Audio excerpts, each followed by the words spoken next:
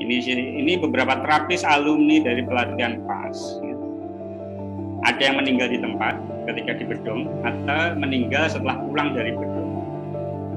Dan ya saya sudah konsultasi ke orang medis, orang anak yang kejang itu kalau di bedong ya, itu dampaknya ya fatal. Dan yang uniknya keluarga itu pasrah saja gitu ya. Karena mereka ini kena doktrin bahwa terapi ini mengantarkan pasien itu husnul khotimah. Karena tidak punya izin, maka atau tidak mampu dan kegiatan kita sampai itu ataupun proses perizinan.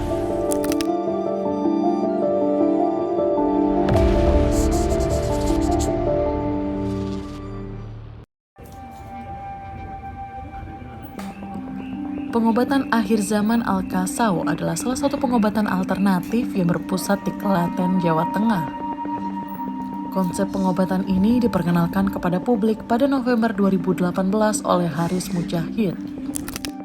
Pria kelahiran 1967 asal Bandung, Jawa Barat ini memiliki latar belakang pendidikan spesialisasi struktur dan rangkap pesawat terbang di Technische Universiteit Delft, Belanda. Ia memiliki masalah kesehatan sejak kecil. Begitu pula dengan kedua putranya yang berkebutuhan khusus, sehingga menjadi bagian dari skenario panjang ia berkelana menempuh jalur medis dan berbagai pengobatan alamiah ke berbagai negara. Tetapi hasilnya tidak memuaskan. Hingga akhirnya Haris merumuskan metode pengobatan sendiri, dinamakan pengobatan akhir zaman Al-Kasau, yang diklaim telah diriset, dipelajari dan dikaji kurang lebih 50 metode pengobatan dari berbagai negara yang disebut terinspirasi dari Al-Quran dan hadis. Pada 5 Juli 2020 lalu, Haris Mujahid tutup usia. Namun kini sudah lebih dari 14.000 murid mempelajari metode pengobatan ini melalui lembaga pendidikan PTPAZ Generasi Unggul.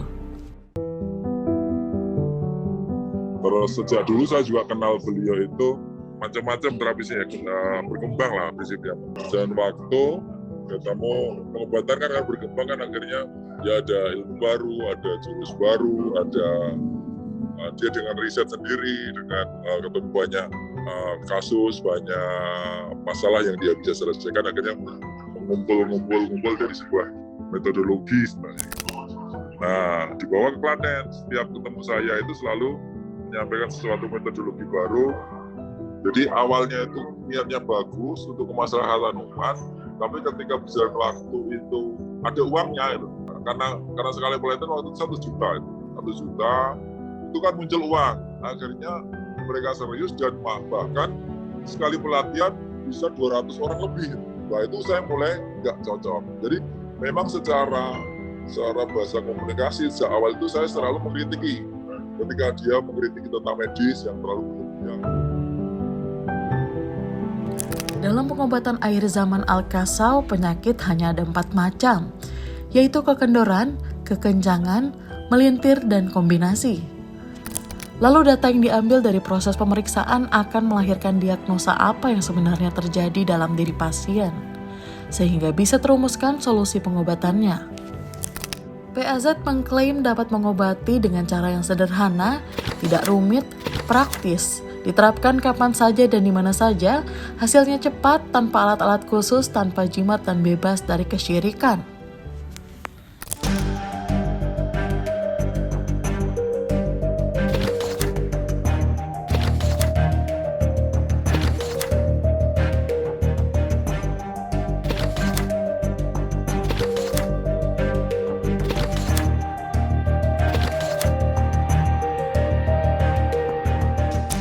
Jadi saya tiap hari mengurusi ya bayi yang kritis, anak yang kritis. Jadi saya paham betul soal kegawat daruratan anak dan bayi. Saya ini sudah memonitor PAZ itu sejak 2019.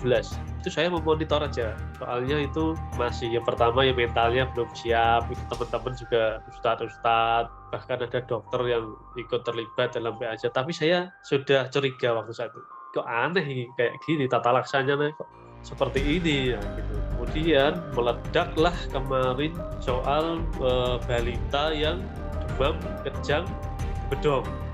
Ya jelas mati kalau dari ilmu yang tiap hari saya geluti, yang saya tiap hari bergelut dengan bidang tersebut, itu saya sudah nggak peduli lagi. Ini harus saya jelaskan kepada masyarakat bahwa metode yang dilakukan oleh PAZ ini adalah berbahaya, sangat berbahaya. Perizinan, kemudian mau proses dengan ketua asosiasinya juga sudah, yang mereka mengikuti apa yang kita sarankan begitu. Karena kita juga memberikan masukan bahwa dengan proses mereka mencari perizinan sesuai prosedur ini, itu mereka akan lebih aman untuk masyarakat, untuk terapisnya, dan untuk lingkungan yang ada di sini juga. Jika tidak sesuai SOP atau ada dugaan malpraktik, akhirnya masyarakat pun mengaku bingung harus bagaimana. Sebab tidak ada undang-undang perlindungan hukum, tidak ada SOP yang diakui secara hukum. Berbeda dengan dokter atau tenaga medis yang bisa dituntut dan diperkarakan bila tidak sesuai SOP. Pada pengobatan akhir zaman, jika prakteknya gagal akan dipertanyakan tauhidnya, hingga dianggap menggugat takdir Allah. Sementara itu terkait pelayanan kesehatan tradisional, sebenarnya sudah diatur pemerintah dalam PP nomor 103 tahun 2014.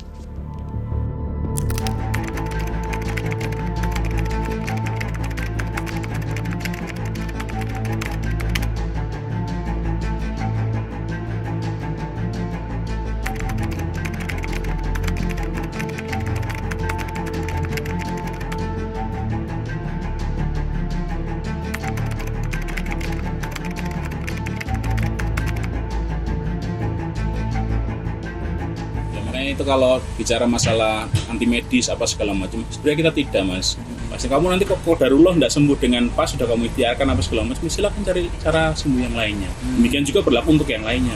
Kamu sudah terlanjur pakai cara lainnya kok belum sembuh, siapa tahu nanti rezekimu dengan pas Al-Kasor. Kita minta tolong coba dibuka supaya nanti kita juga bisa belajar kalau memang ada kesalahan di situ. Tapi kalau memang seketika itu dong meninggal apa segala macam, kita bisa belajar masalahnya apa.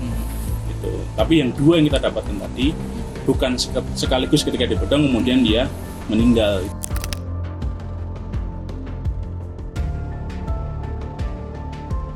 Penyumbatan jantung bagaimana? Pembukaan jantung lalu saya dipasang ring rumah sakit. Setelah itu 1 minggu ke sana itu sering merasakan nyeri sampai tembus ke sini, kuatit semua, sakit. Tapi di PAZ itu langsung ringan hilang, karena enggak sekali, tapi 1 minggu, 2 minggu sampai akhirnya bisa seperti ini. Saya bisa aktivitas lagi. Saya kan kerjanya dagang.